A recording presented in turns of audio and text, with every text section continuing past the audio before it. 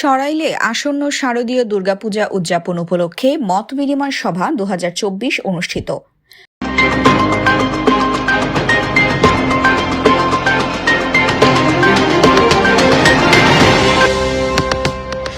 আসন্ন শারদীয় দুর্গাপূজা উদযাপন উপলক্ষে সরাইল থানায় আইন শৃঙ্খলা বিষয়ক এক মতবিনিময় সভা অনুষ্ঠিত হয়েছে।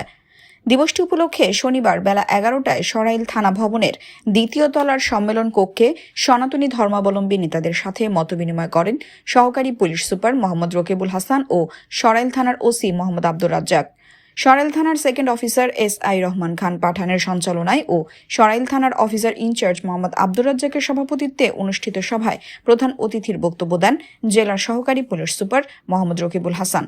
এতে বিশেষ অতিথি বক্তব্য দেন যথাক্রমে বাংলাদেশ পূজা উদযাপন পরিষদ জেলার সহসভাপতি জয়শঙ্কর চক্রবর্তী, সরাইল উপজেলা শাখার সভাপতি দেবদাস সিংহ রায়, সিনিয়র সহসভাপতি দুর্গাচরণ দাস, সাধারণ সম্পাদক ঠাকুর ধন বিশ্বাস, যুগ্ম সাধারণ সম্পাদক দিলীপ কুমার দাস, সরাইল হিন্দু বৌদ্ধ খ্রিস্টান ঐক্য পরিষদের সাধারণ সম্পাদক অসীম দেব প্রমুখ। এছাড়াও সভায় উপজেলার 42টি পূজা মণ্ডপের সভাপতি ও সাধারণ সম্পাদক উপস্থিত ছিলেন। শান্তিপূর্ণ ও উৎসবমুখর পরিবেশে পূজা উদযাপন করার জন্য ঊর্ধ্বতনের নির্দেশনা অনুযায়ী আইন শৃঙ্খলা বাহিনীর পক্ষ থেকে সব রকম সহযোগিতা করার আশ্বাস প্রদান করেন প্রধান অতিথি সহকারী পুলিশ সুপার মোহাম্মদ রকিবুল হাসান।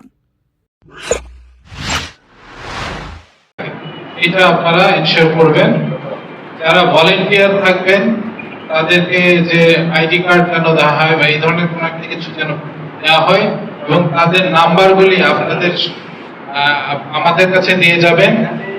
আমাদের কাছে অবশ্যই সকল কমিটি সভাপতি সেক্রেটারি নাম্বার থাকবে, একই সাথে ভলেন্টিয়ারদেরও নাম্বারটা যেন আমাদের কাছে থাকে, সেই দিক থেকে আপনারা এই নাম্বারগুলি আমাদের দিয়ে দিবেন।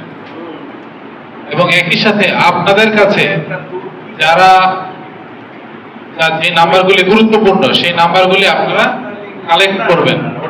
যে এই যে এখানে যে আপনাদের কেন্দ্রীয়ভাবে পূজা উদযাপন পরিষদের যে নির্দেশনাগুলি আছে সেটার একটা কপি আপনারা ওনার কাছ থেকে নিয়ে নেবেন এবং একই সাথে যে নাম্বারগুলি আছে আমাদের ওসি সাহেব, বিএলও সাহেব, আমার নাম্বার সহ অন্যান্য গুরুত্বপূর্ণ যেসব নাম্বার আছে সেই নাম্বারগুলির একটা কপি আপনারা কালেক্ট করবেন। আর সর্বোপরি যে বিষয়টা আছে যে আমাদের সবাইকে একই সাথে সতর্ক থাকতে হবে এবং আমরা আমাদের পুলিশের পক্ষ থেকে আপনাদেরকে সর্বোচ্চ সহযোগিতা করব, এই ব্যাপারে আপনারা নিশ্চিত থাকেন। পূর্বেও করেছি, এখনো করব। একই সাথে আপনাদেরও আগে আপনারা যেভাবে দায়িত্ব নিয়েছেন এখনো সেই একই রকম ভাবে আপনারা আপনাদের দায়িত্বটা সঠিকভাবে পালন করবেন, তাহলে ইনশাআল্লাহ কোনো সমস্যা হবে না আশা করি। আর আরেকটা জিনিস যে দুই একটা পয়েন্ট আমার কাছে মনে হয় গুরুত্বপূর্ণ আলোচনা বলেছেন দুজন, এই ব্যাপারটাতে আপনারা সতর্ক থাকবেন। কারণ আমাদের দেশের বেশিরভাগ মানুষ আমি বিশ্বাস করি শান্তিপ্রিয়।